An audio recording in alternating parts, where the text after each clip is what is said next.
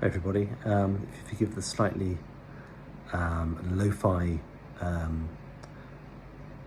quality of this video, I just thought, given the passing today of Barry Harris and how much he's influenced obviously what I do on this channel and also my own sort of playing and teaching and everything, I thought it'd be a bit remiss not just to kind of say something. When talking about Barry, I'm always a little bit cautious to be too pretentious, because although I can number myself as a student of his, he obviously had many students around the world, and I wouldn't say that I knew the man particularly well or that I had any close musical associations with him. But what I would like to do is share some recollections and memories of going to his classes and some things that perhaps don't always come across in videos and so on. And I think it would be very sad if Barry was to be represented by, the major sixth diminished scale or anything else, although that obviously was important to him and formed a part of his teaching. Obviously, people who, the great and good of jazz are all sort of commemorating Barry today. And I always get the impression that he was somebody who was always kind of central in his own way, or sort of known by everybody by the New York jazz scene, although I'm not obviously a member of the New York jazz scene, so you'd have to ask somebody who is part of that scene to comment on that. But certainly, like so many great musicians went through his door, including people we might not necessarily expect, such as Brad Mehldau, for instance. Not to mention, people obviously better known students of his like Pasquale Grasso, and going right back, James Jamerson, the famous Motown bass player, perhaps the most important figure in the history of the electric bass, was a student of Barry's. He actually said so in an interview. Barry was also closely associated with musicians such as Joseph Zawinul when he first came to New York, and was a Bud Powell maniac like Barry. They used to hang out together, as well as Paul Chambers, Joe Henderson. Well, whether or not you count these musicians as students per se of Barry is perhaps something. Depends on how you define student, but they certainly had a close association with him. And even the case of John Coltrane visited Barry in Detroit in the 50s to see what he was up to. A lot of his recollections can be read along with discussions of other great musicians, including Lee Konitz, Paul Desmond, and of course Miles Davis, Charlie Parker, in Paul Berliner's wonderful book, Thinking in Jazz, The Infinite Art of Improvisation, which I would urge anybody interested in Barry Harris, but in jazz generally, to check out, because it's a big thick book. It's about the same size as Lord of the Rings or something, the Bible, maybe not that big, but it has so much rich information, like human information, and so many interesting insights about the art of practice of jazz improvisation. Now, Barry had a long teaching practice in New York, including something known, I think it was the Jazz Cultural Center, is that the name of it? Somebody have to correct me, in the 80s, which involved many great musicians. So there's like people like Howard Rees, for instance, who ended up producing his DVD set. I can't really sort of obviously hold a candle to any of these long-term associates of him, or people like Chris, things I learned from Barry Harris, Isaac Raz, who've been studying with Barry more intensively than me for a lot longer. But what I would say is that I'm kind of wondering if Barry knew exactly how much influence he had on young musicians over the internet, because I feel like, okay, I don't want to sound like a hipster about it, but I first started going to Barry's workshops about 15 years ago, right? And at that time, there weren't really many people at them. And there were a lot of people I didn't recognise from the jazz scene. I was looking at these people going, oh, who are they? And it turns out that, of course, Barry had an extended entourage who would basically follow him around the world as he would teach in places like Japan and Russia, Italy. And they would go with him and glean all the information that they could over the course of years. So obviously these people would be much better to talk about Barry's teaching and the man himself than I would. But that was really interesting to me. And then slowly more and more London musicians started turning up. And I feel like particularly with the younger generation, younger than me, people in their 30s and 20s now, got more into Barry, and perhaps it's a reconnection with the idea of the tradition of jazz rather than just necessarily this kind of idea of jazz as a kind of do your own thing, anything goes, which it can also have as well, but Barry is obviously very much about the tradition, the idiom, the dialect, and the deep roots of jazz, I think, going back into swing music and standard songs, not just bebop. So his loss today represents a tremendous kind of, tremendous loss, but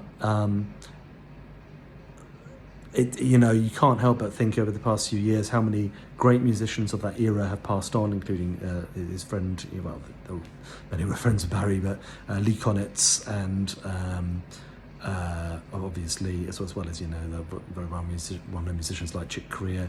Lee Konitz was obviously well known as well, but also Pat Martino recently. So the players of New York of that generation, this sort of 60s, 50s, 60s, are increasingly no longer with us. Jimmy Heath as well passed on recently. So there's Clark Terry, of course, a few years ago. So there's a tremendous sort of sense of that oral history being to some extent lost, and obviously you don't want to sort of live in the past, but that is,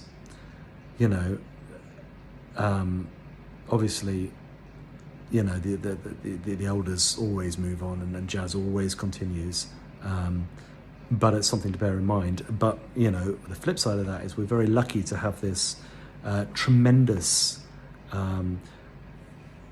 just like kind of, I suppose, entourage sounds kind of like it was a celebrity or something, but just like people who would sort of, I suppose, record and transmit his information as best they could. And Howard Rees being an obvious example, because he facilitated the whole Barry Harris DVDs, which is obviously the only way now you're going to get the experience of studying with Barry himself. But I think it reproduces the experience of studying with Barry as well as could be done through that medium.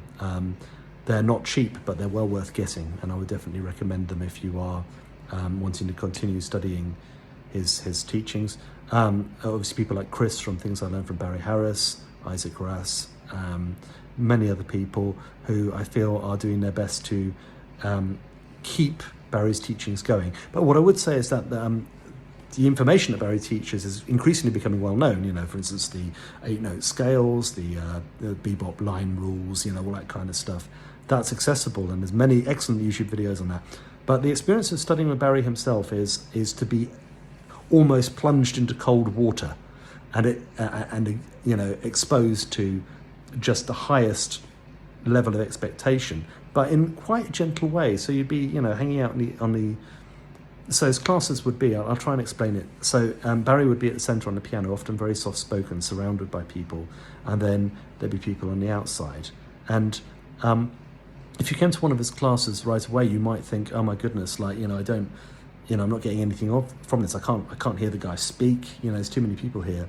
But the way it sort of works is information would filter from the centre out to the edges, and then he'd be running, for instance, in the harmony class. He'd be playing these examples, encouraging pianists to sit down, go through them as well, all the different patterns and things, which many of which you can find in the DVD books. Then the second class would be an improvisation class, and everybody would play these unison lines that he would dictate from the piano. And it would be a mixture of him explaining how he came up with the lines and just like you catching the line by ear, as he would often sing it, not necessarily the most in tune singing you've ever heard in your life, but some of the best musicians in the front line would divine, what was going on, and then you pick it up and so on, and it would go out to the outside of the circle. And in the end, as you got more confidence, you would gravitate towards the inside of the circle. I remember my friend Ozzy Dulcinale, whose life was transformed by Barry Harris, both discovering his workshops on YouTube, but also going to his class in London, to the point where he actually moved to New York to study with Pasquale Grasso. But I remember him sitting in the front and Barry sort of giving him a hard time, and I said to him afterwards, Barry likes you, and he said, I can't. I don't know what you mean. I was like, yeah, he definitely likes you. So, he was a hard taskmaster, but I also saw him be incredibly gentle and incredibly encouraging. He could be brutal but he could also be incredibly soft as well. And I think like all of these things, and also like, you know, like a lot of musicians wouldn't hang out to the vocal class, which is the last class of the day. And that was always a shame, I think. A lot of the instrumentalists, should I say, sorry, singers and musicians too, of course. And Barry would be the first person to say that. But in a way, the vocal classes had a completely different feeling. He would get all the instrumentalists to sing as well if they hung out for that long. I mean, it's a long day, right? I mean, my brain was usually, Barry was teaching in his late 80s, and my brain was like imploding. You know, the concentration and mental discipline of the man was something else. I've never seen anything like it. After 2 sessions of that, I had to go home and sort of, lie down. It was really an experience. The vocal classes themselves would be much more almost reminiscing, almost like you get a deep sense of that oral tradition, because actually the songs were quite a lot of what Barry was about, the lyrics. And he used to say things like, when you're singing a jazz lyric, you should sing it as if you've only just thought of it. Things like that. And he would inhabit the lyrics of the songs really deeply in a way that you might not realise if you were just, going to the instrumental classes. He really identified with these songs. They were very deeply inside of him, like in his soul. And I remember feeling then like the full richness and depth of jazz as an oral tradition. And it upsets me that potentially jazz could be presented as a set of theoretical rules or ideas or mechanisms or some kind of elaborate algebra, of music, when actually it's about the human soul. And for all that music has these formal complexities, of which Barry was an utter master and a great communicator, it also contains this human side. And I think I learnt that more from Barry than any other jazz teacher I've ever had. And he's going to be really missed. That's all I can say. Anyway, thank you.